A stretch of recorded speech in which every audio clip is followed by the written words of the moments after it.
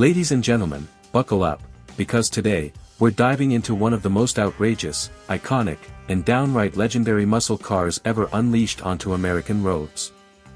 This is the 1970 Plymouth Road Runner Superbird, and the one we have today is finished in a blazing, high-impact red that makes it look like it's breaking the speed limit even when it's parked. This car wasn't just built for the road, it was engineered for NASCAR domination, and its existence is the reason rulebooks had to be rewritten. From that wild aerodynamic nose cone to the massive rear wing that looks like it belongs on a rocket ship, the Superbird isn't just a car, it's a statement of pure, unfiltered automotive insanity. In today's long review, we're going to break down everything about the Superbird, the dramatic exterior, that sinister black interior, the performance that made it a racing icon, and of course, what it costs today, because trust me, this thing is a collector's dream with collector-level prices. So sit back, relax, and let's hit the gas on one of the wildest machines ever created. Exterior. Let's start with the part of the Superbird you absolutely cannot ignore, the exterior. The 1970 Plymouth Road Runner Superbird was designed with one purpose: win NASCAR races, specifically to lure legendary driver Richard Petty back to the Plymouth camp. And to do that, Plymouth's engineers and designers basically threw the rulebook out the window and built something that looked like it came straight out of a comic book. This example, dripping in a glossy, fire-red paint, turns heads in every direction. It's bold, it's loud, and it screams attitude before the engine even starts. The first thing you notice is the aerodynamic front nose, an extended, pointed cone that stretches nearly 2 feet forward from the original Road Runner body. It wasn't added for style, it was pure function. At high speed, the car needed to slice through air like a missile, and this nose did exactly that. Then, of course, there's the wing. Oh yes, the legendary Superbird rear wing. Towering nearly 3 feet above the trunk, this gigantic spoiler became the car's signature element. It wasn't just for looks either, it was placed high deliberately so it could sit in clean, undisturbed air, giving the car the downforce needed for NASCAR tracks. And on this bright red model, with its bold black Superbird lettering on the quarter panels, that wing becomes even more dramatic, the perfect combination of style and outrageous aerodynamic engineering. The car also features sleek hood scoops, Road Runner graphics, and that famous little cartoon bird badge, because this car was as playful in design as it was serious in performance. Wide wheels, chrome bumpers, and muscle car curves complete the look, and even after more than 50 years, the Superbird still looks like something from the future. Interior. Now let's open those long doors and look inside. While the outside is wild and theatrical, the interior of this Superbird is pure vintage muscle car simplicity. This particular example features a deep black interior, giving it a sinister, purposeful feel compared to the bright exterior. Once you slide into the driver's seat, you're greeted by classic bucket seats wrapped in vinyl that has that old-school stiffness and texture, perfect for the era, and unmistakably American. The dashboard is a time capsule of 1970s muscle. You've got large circular gauges, including a speedometer that optimistically goes all the way to 150 miles per hour. The steering wheel is thin by modern standards, wrapped in black, with that unmistakable Road Runner horn button that actually plays a beep-beep sound. It's quirky, it's fun, and it's something no modern car would dare to include. The center console is minimal, no screens, no digital anything, no distractions.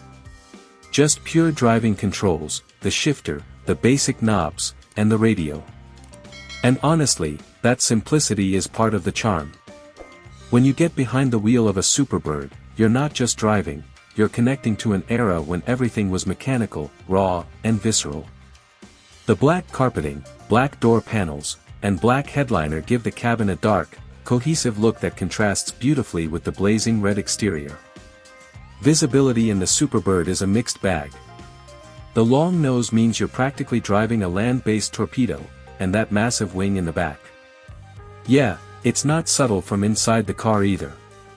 But that's all part of the experience. It feels special, it feels important, and it feels absolutely different from anything else on the road. Performance. Now let's talk power, because the Superbird wasn't just built to look fast, it was built to dominate racetracks.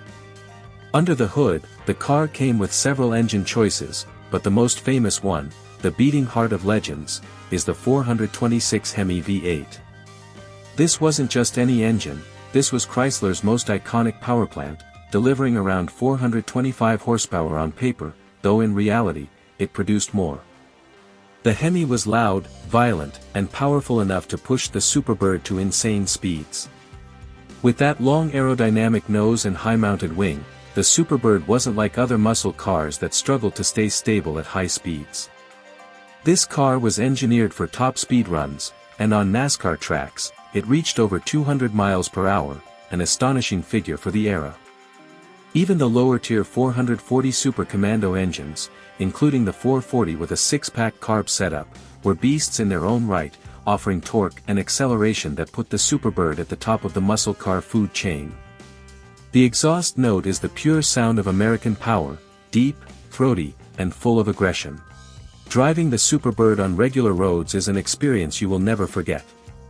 The steering is heavy, the brakes require effort, and the suspension feels more like vintage race engineering than modern comfort.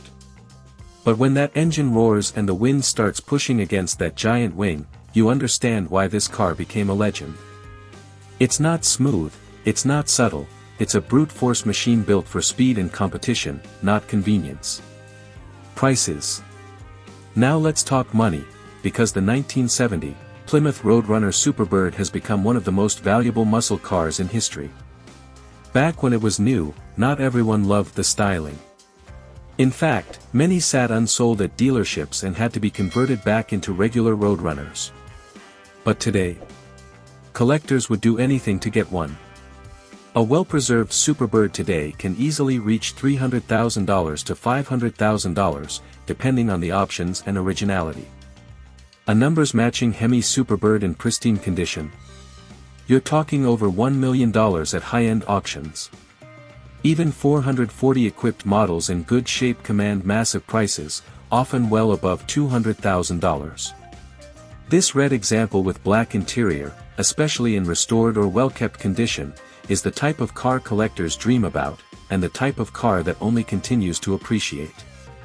It's not just a vehicle, it's an investment, a piece of American automotive history, and a physical representation of the wildest era of NASCAR engineering. So there you have it, the 1970 Plymouth Road Runner Superbird in all its glory. A red, winged, aerodynamic masterpiece with a black interior that brings together style, purpose, heritage, and pure muscle car insanity. From its towering spoiler to its thunderous V8 power, this is a car that changed racing, changed automotive design, and left an impact so big that even half a century later, it still blows people away. If you enjoyed this deep dive review and want more long-form breakdowns of iconic classics and future legends, make sure to hit that like button, subscribe, and let me know in the comments which car you want reviewed next. Thanks for watching, and remember, drive safe, drive smart, and keep the passion for cars alive.